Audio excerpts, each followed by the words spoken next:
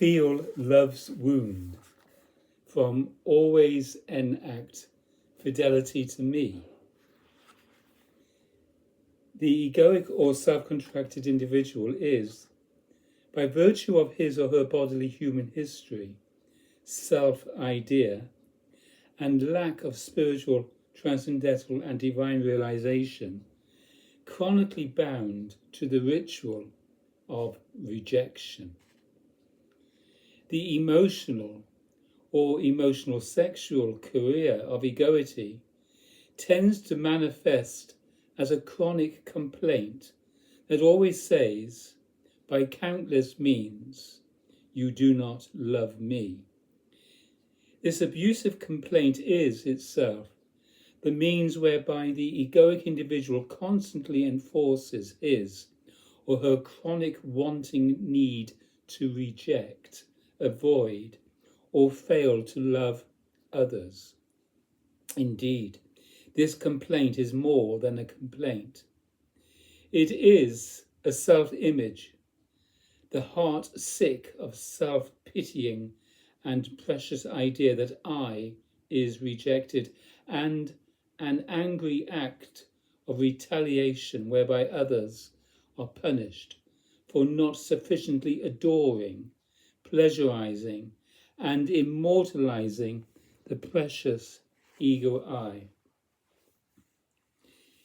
The egoic or self-contracted individual is chronically and reactively contracted from all of its relations.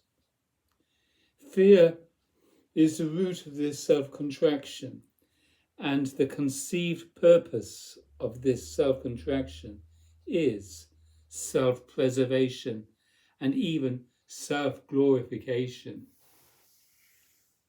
Indeed, fear is the self-contraction. The self-contraction, or the ego I, is the root action or primal mood that is fear. Therefore, all of the self-preserving, self-glorifying, and other punishing efforts of the ego I, or the self-contracted body-mind complex, only preserve, glorify, and intensify fear itself. Fear, the ego I, unlove, or the total ritual of self-contraction must be understood and transcended. All of fear, egoity, self-contraction, or unlove is only suffering. It is only destructive, and it is entirely non-necessary. Fear, egoity, self-contraction, or unlove is chronically expressed through the complex ritual of rejection or the communication of the dominant idea, you do not love me. Once this is, in the radical reality way of the heart, truly and completely and most fundamentally understood, then the ritual of rejection, fear, egoity, self-contraction, or unlove can always be directly transcended.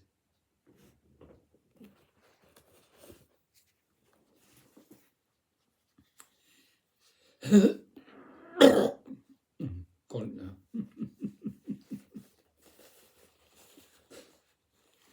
Something was stuck at the back of my throat. Therefore, in the only by me revealed and given radical reality of the heart, fear, egoity, self-contraction, or chronic unlove is to be summarily replaced by the discipline and practice of ego transcending, devotional, and in due course, transcendental spiritual communion with me, and subsequent or to me responsive heart magnification of my avatarically self-revealed and self-evidently divine love bliss in the heart-communicated form, I love you. In the only by me revealed and given way and manner of the heart, my devotees understand separate and separative self as unlove, and transcend separate and separative self by love. And this is perfected in due course in the way and manner of the heart, by devotional or ego transcending and ego forgetting heart surrender of the conditional body-mind self to me.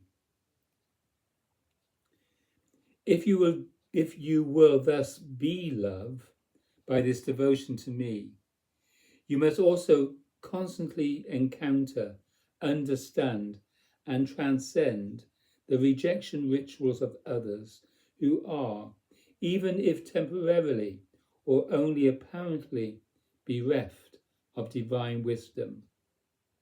Therefore, if you will be love as my devotee, you must, in the way and manner of the heart, always skillfully transcend the tendency to become unlove, and thus to become self-bound, apparently divorced from devotional communion with me in reaction to the apparent lovelessness of others. And you must not withdraw from devotional communion with me and become degraded by reactive unlove, even when circumstances within your intimate sphere or within the sphere of your appropriate social responsibility require you to make difficult gestures to counter and control the effects or undermine and discipline the negative and destructive effectiveness of the rituals of unlove that are performed by others. For those who are committed to love and who, therefore, always commune with me, the one who is love bliss itself, even rejection by others is received and accepted as a wound and not an insult. Even the heart's necessity to love and to be loved is a wound. And even the fullest realization of my love bliss is a wound that never heals. The egoic ritual calls every individual to defend himself or herself against the wounds of love and the wounding signs of unlove or egoic self-contraction in the daily world. Therefore, even in the context of true yogic intimacy and in the general forward lay congregationist case, intimate yogic friendship,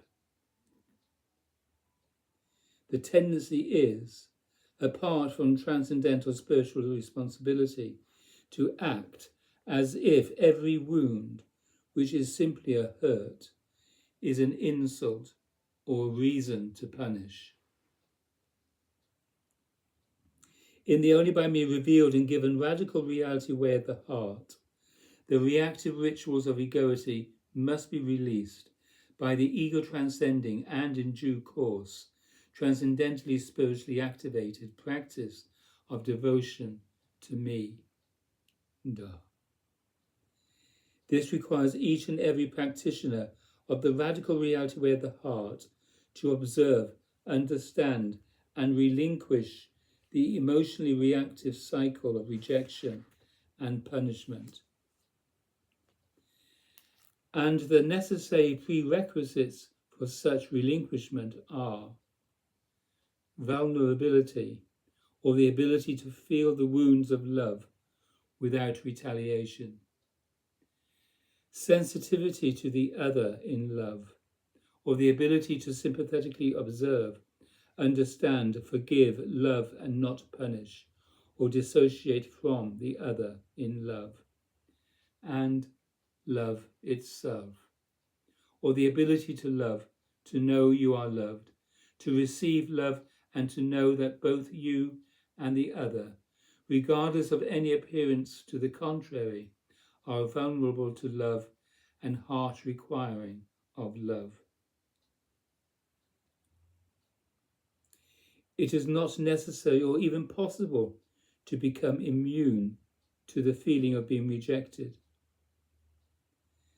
To become thus immune, you would have to become immune to love itself.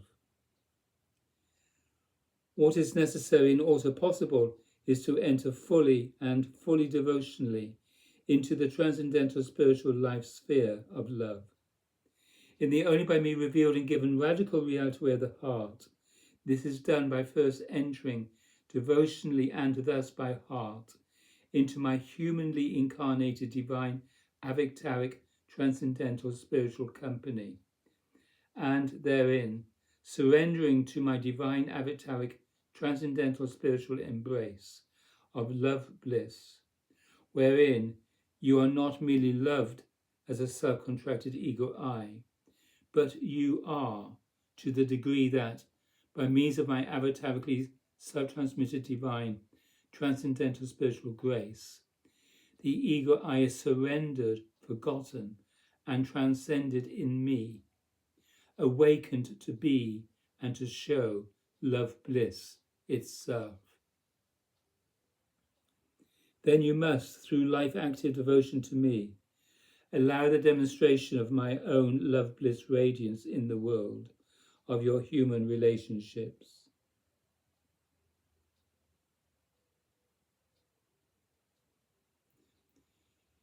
If you will do this, then you must do the concentrated practice of true devotion to me, active love of one another, and real, true, mutual and steady trust. As a practical matter, you must stop dramatizing the egoic ritual of betrayal in reaction to the feeling of being rejected. You must understand, transcend, and release the tendency to respond or react to signs of rejection or signs that you are not loved, as if you are insulted rather than wounded. That is to say, you must stop punishing and rejecting others when you feel rejected. If you punish another when you feel this, you will act as if you are immune to love's wound. Thus, you will pretend to be angrily insulted rather than suffer to be wounded. In the process, you will withdraw and withhold love. You will stand off, independent and dissociated. You will only reinforce the feeling of being rejected, and you will compound it by actually rejecting the other. In this manner, you will become unlove. You will fail to love. You will fail to live in the sphere of love. Your own acts of unlove will degrade you, delude you, and ultimately separate you from my avatarically self-transmitted divine love bliss itself. Therefore, one who fails to practice the ego-transcending discipline of love in his or her human relationships will, by that failure, turn away or contract from real causal God, or the divine self-nature, self-condition, source condition, and self-state that is reality itself.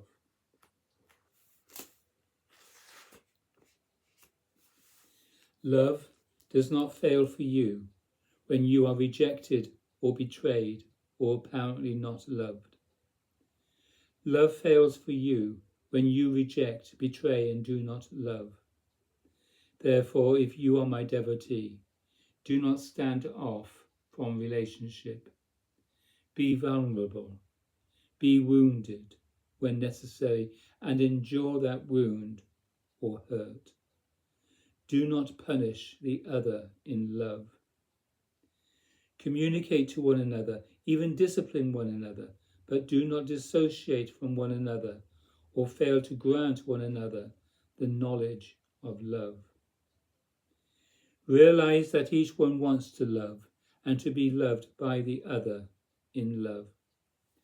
By the way, the word other is in inverted commas throughout, which implies that from the seventh stage, well, it doesn't imply, but from Adidar's perspective, there is no other. There is only one. There are no others.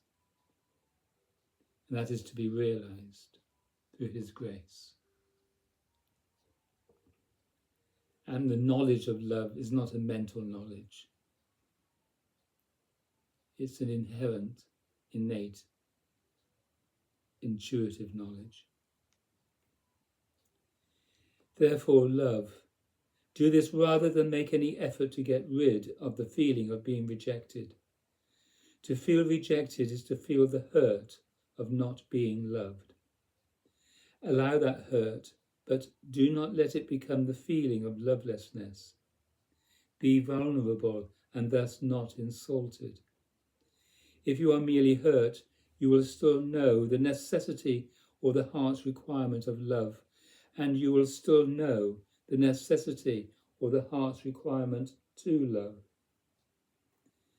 The habit of reacting to apparent rejection by others as if it were an insult always coincides with and only reveals the habit of rejecting or not loving others.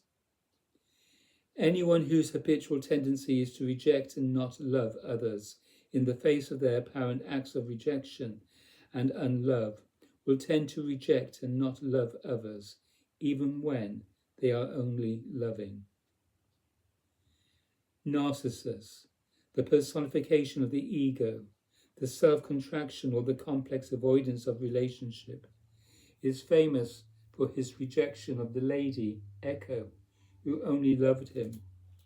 Therefore, if you are my devotee, be vulnerable in love. If you remain vulnerable in love, you will still feel love's wound, but you will remain in love. In this manner, you will always remain in the human and ultimately divine sphere of my avatarically self-transmitted person of love bliss.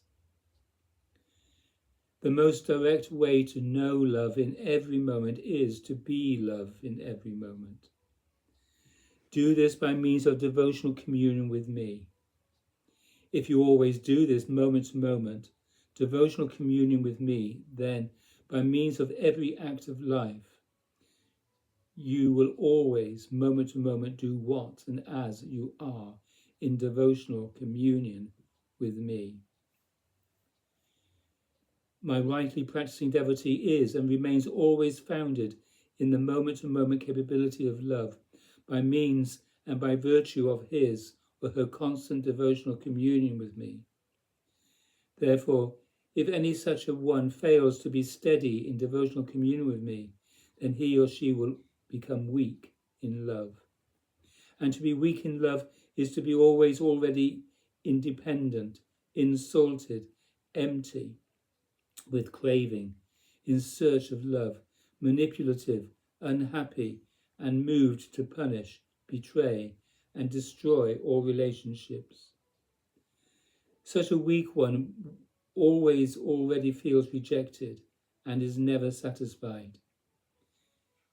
Indeed, such a one is not even found to be truly lovable by others. Therefore, by always surrendering self-contraction, by means of true devotional and in due course, transcendental spiritual communion with me, be always only sudden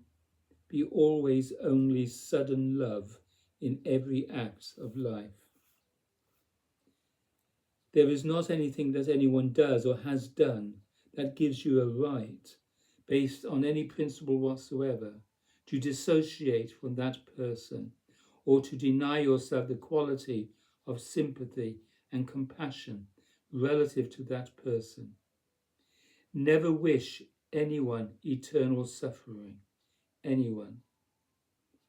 Through the play of your life, you must demonstrate the taking on of the suffering of everybody, the conditions of everybody. You must always maintain your sympathy. You must always be free of the tendency to separate from others. All, including you, are part of the same pattern of totality. Therefore, in truth and in reality, there is no individual or separate and personal pattern of conditional happening and tendency. Of course, you must transcend your own apparently individual or apparently personal patterns of conditional happening and tendency. But beyond this, you must overcome your apparently individual patterns of conditional happening and tendency that arise in and as the form of all others. This is the true meaning of compassion and love. This is what reality enlightenment inevitably expresses. There is no private destiny. There is no personal righteousness. All are involved in the same reality, together and indivisibly. By actively egoically not loving, or by actively egoically disliking, actively egoically rejecting, actively egoically hating, or in any manner actively egoically unloving what and whom you egoically do not love, you mutilate and effectively destroy your own psychophysical integrity or hearted body-mind. Likewise, by their actively egoically not loving you, every what or who that in the subcontracted or egoic manner does not love you cannot but mutilate and effectively destroy its own or his or her own psychophysical integrity or hearted body-mind. Understand this.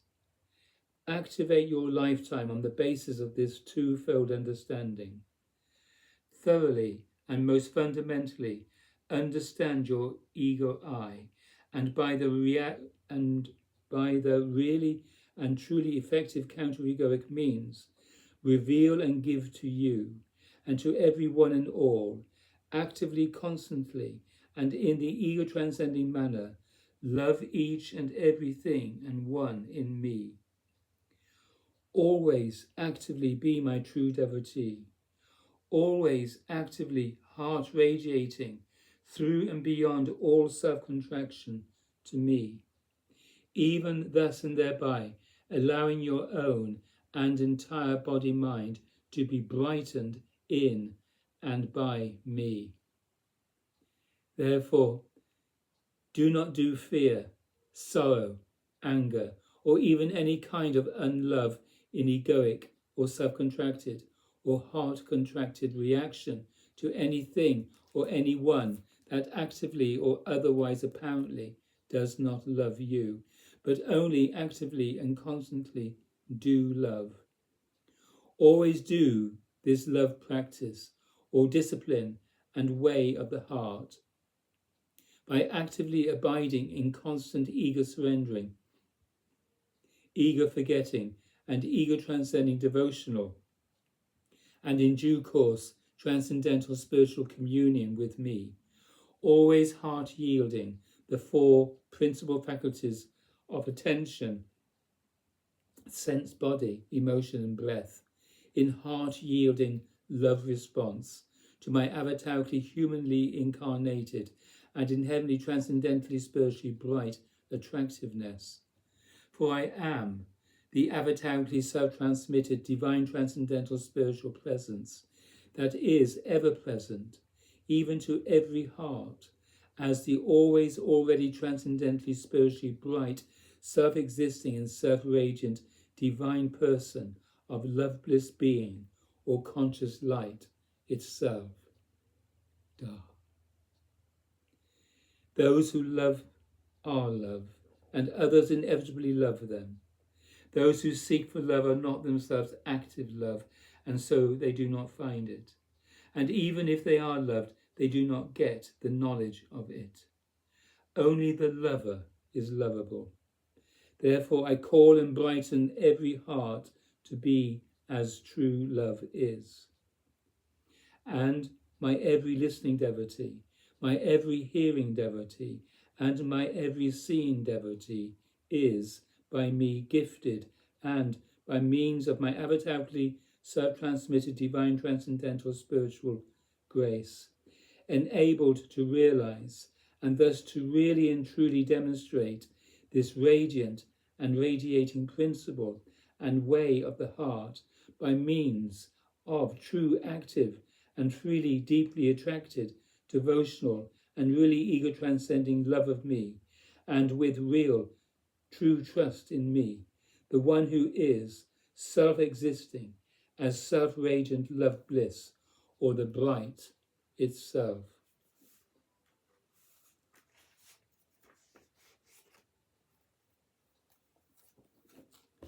Da.